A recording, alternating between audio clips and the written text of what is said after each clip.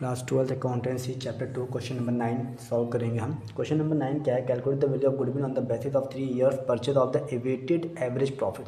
यानी weighted average profit के according हमें 3 ईयर परचेज से गुडविल कैलकुलेट करना है। एवरेज प्रॉफिट कितना है? 5 साल के average profit of the last 5 years. Profit to be weighted क्या है? 1, 2, 3, 4 एंड 5 है।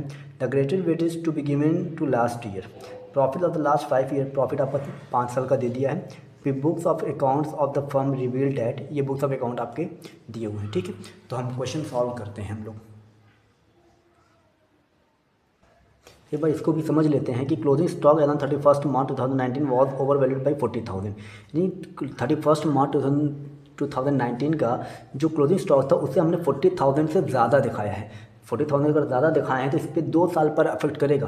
पहला तो ये अफेक्ट करेगा 2019 था तो 2019 में 40,000 को लेस करेंगे और अगले साल 2020 में 40,000 को क्या करेंगे? ऐड करेंगे। तो 2 साल ये डिफरेंस हुआ था, इस वजह से हम ऐसा करेंगे। ठीक, अब फिर उसके बाद क्या है? Repairs to machinery 60,000 were wrongly debited to machinery account. यानी हमने मशीन को रिपेयर कराया था लेकिन हमने डेबिट किसको कर दिया?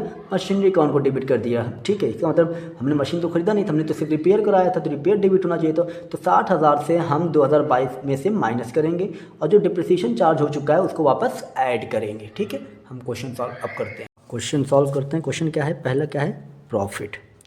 2019 का प्रॉफिट कितना है? 80,000। फिर कितना है? 1,05,000।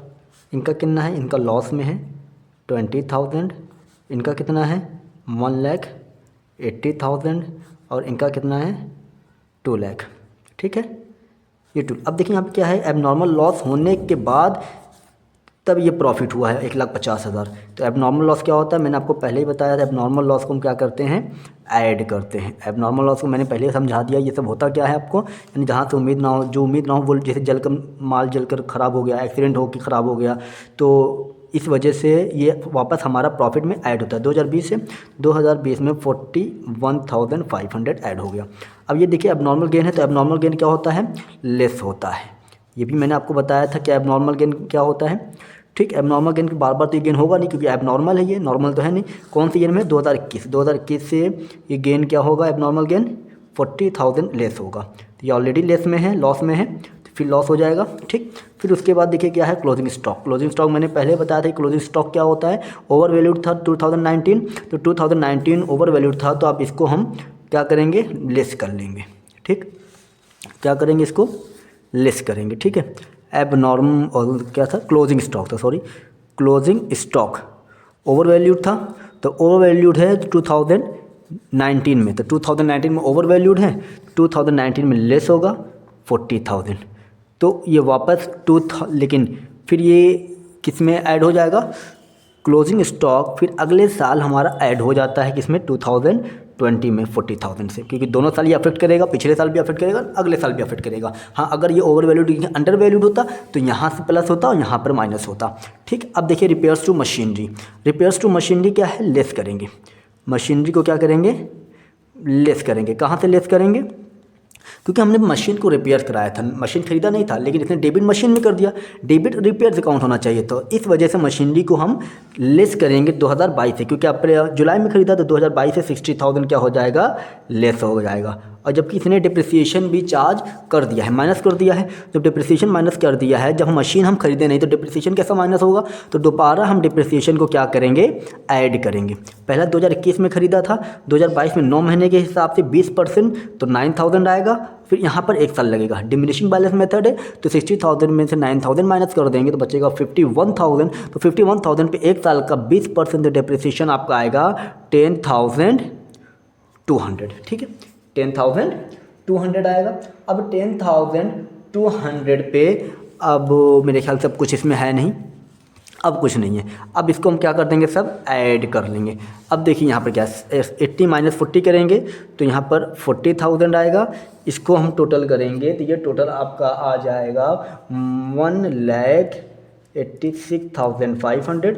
ये माइनस में 60,000, ये आपका आएगा 1,29,000, ये आपका आएगा 2,10,200। ठीक, वेटेड एवरेज मेथड से निकालना है, तो अब वेटेड एवरेज मेथड का फॉर्मेट बना। अब देखिए ईयर क्या था? 2019 2020, 2021, 2022 एंड 2023। पहले साल क्या था, प्रॉफिट क्या है 40,000 है, फिर क्या है 1,86,500, ये लॉस में है आपका। फिर उसके बाद 1,29,000, अब ये है आपका 2,10,000। ठीक, क्वेश्चन समझ में आ रहा होगा आप लोगों को। नहीं आता, कहीं भी डाउट होता तो आप पूछ सकते हैं, ये आपको क्वेश्चन में दिया रहता है। 1 से मल्टीप्लाई करेंगे आपका आएगा 40,000, ये आपका 2 से मल्टीप्लाई अगर हम कर देंगे, इसमें 2 से मल्टीप्लाई करने के बाद ये आपका आ जाएगा 3,73,000, 3,73,000। ठीक है, 3 6 18, यानी ये भी लॉस में है। ठीक है, 4 से 1,29,000 में माइनस करेंगे तो ये आपका आएगा 5,16,000, ये आपका आ जाएगा 10,51,000। ठीक है, इनका हम टोटल कर देंगे। अब जब टोटल करेंगे के बाद हमारा आंसर आएगा। अब देखिए, इनका हमने जब टोटल किया, यानी सबको टोटल करेंगे 1,80,000 को जब माइनस कर देंगे, ये आपका टोटल आएगा 19,80,000। हम क्या निकालेंगे, वेटेड एवरेज प्रॉफिट, इसका टोटल कितना आएगा 15। वेटेड एवरेज प्रॉफिट क्या करेंगे, 19,80,000 अपॉन 15 करेंगे, आपका आ जाएगा 1,20,000। 1,20,000 आ गया। अब हम इसकी बेस पर क्या निकाल लेंगे, गुडविल निकाल लेंगे। आपको मालूम है गुडविल का फॉर्मूला क्या है, weighted average profit into number of years purchase. Weighted average profit कितना आया है, 1,20,000 इंटू 3 इज इक्वल टू 3,60,000। ये हो गया आपका क्वेश्चन सॉल्व।